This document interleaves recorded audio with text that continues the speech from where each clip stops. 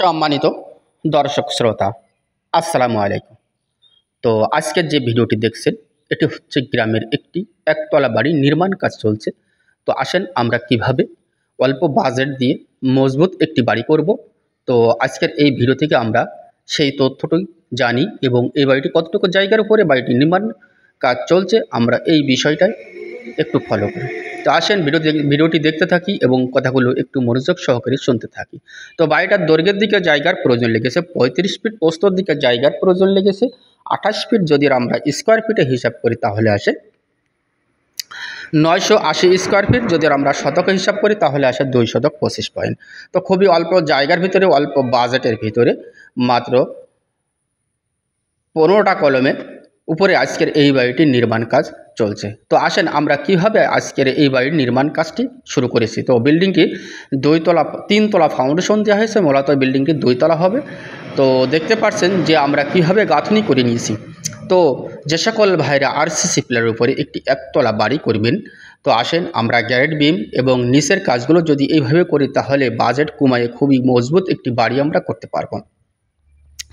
তো গ্যারেট বিমের মূলত আমরা যে গ্যারেট বিমের বিষয়টা আপনাদেরকে বলি, গ্যারেট বিমটা সবসময় একটা জিনিস খেয়াল করবেন যে কখনও গ্যারেট বিমটা টপে দিবেন না, গ্যারেট বিমটা দিবেন মাটির সোয়ায়ে বিমটি ঢালাই করতে হবে এবং মাটির সোয়ায়ে বিমটি করে নিয়ে উপরে আমাদের যদি 1 থেকে 1.5 ফুট আমরা গাঁথনি করে নেওয়া হয় তাহলে বিমটিও মজবুত থাকে এবং বিল্ডিংটিও অনেক মজবুত হয়ে যায়।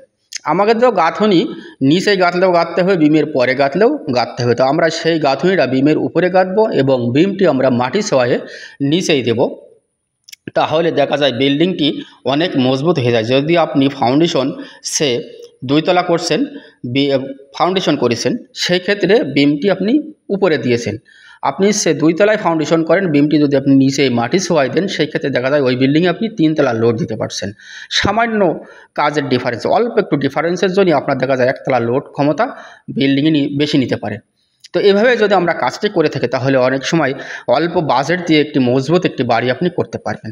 তো চারি সাইডে যে গাঁথনি দেখছেন সম্পূর্ণ 10 ইঞ্চি গাঁথনি করা হয়েছে। অবশ্যই বিল্ডিংটি একটু মজবুত করে করা হচ্ছে।